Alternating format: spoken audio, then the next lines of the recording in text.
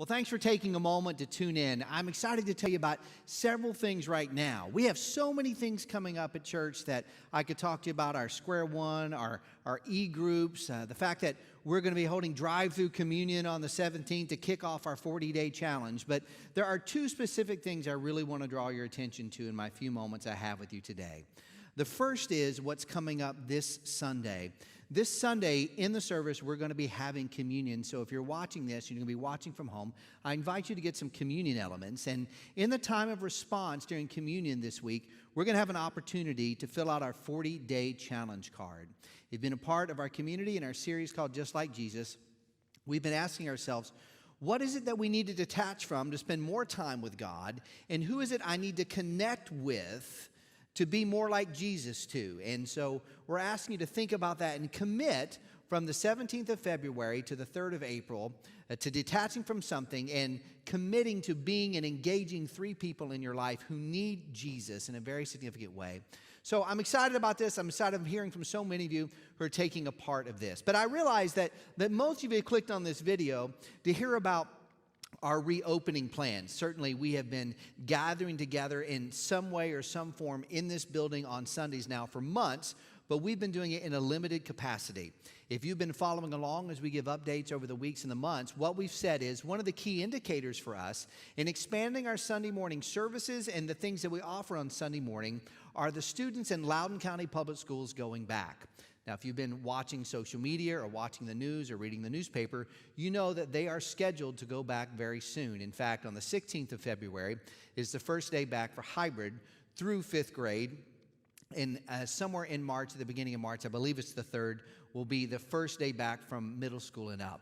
Now, we've said over and over again that once they go back, we want to take a few weeks to gather ourselves together, learn some lessons, and then to relaunch certain programs. And so on our website, if you're not watching already on our website, if you're watching on YouTube or watching on Facebook, on our website, cfcwire.org, you can go there, and it's going to talk to you about some things that are going to be happening as we reopen. But quickly, I want to give you a few dates. On the 14th of March is when we'll be going back to 2 services. We'll have live in this building, 9:30 and 11 gatherings. We'll still be online for those of you that don't feel comfortable yet coming in. But I do encourage you to come and give it a try. We will have more space. We'll be continuing to maintain social distance and masks as long as we're in this pandemic and we get the guidance to do that. That's what we'll be doing. But I do believe we'll have opportunities for many of us who maybe have wondered, well, I have some elbow room, to have some elbow room and to come and to connect in person. So March 14th, back to 2 worship services, as well as starting that day, we will have kids programming from 1st grade through 5th grade. Now, fast forward a week to March 21st, we will start kids programming from 1st grade all the way through high school. So that means our high school, middle school united will kick back off. We'll have offerings for them both in the 9:30 and 11 o'clock hour, as well as we'll have offerings for 1st to 5th grade at 9:30 and 11 o'clock hour. As well as starting in a slow rollout, we will begin to again have community groups gathering here on Sunday, somewhere between March 21st and then April 11th, which is the first Sunday after April, and after Easter rather. And our hope is that then we will be fully functional going forward to where we believe God is leading us.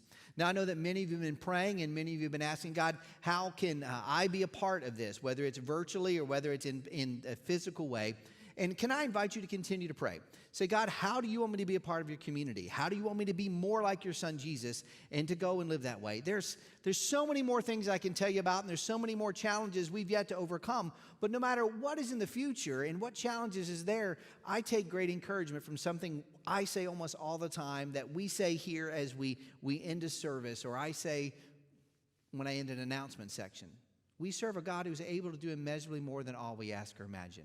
And so the next several weeks, we're going to look to him to do exactly that. Continue to tune in here. We're going to give you more updates about what is going on and how we're expanding and answering some more specific questions. But I wanted you to get those dates on your calendar. Starting March 14th, 2 services, 1st grade to 5th grade programming. March 21st, still 2 services moving forward. 1st grade all the way through high school in both hours, as well as we will then have community groups launching then. We look forward to seeing you whenever God leads you back in here. But until such time that we see each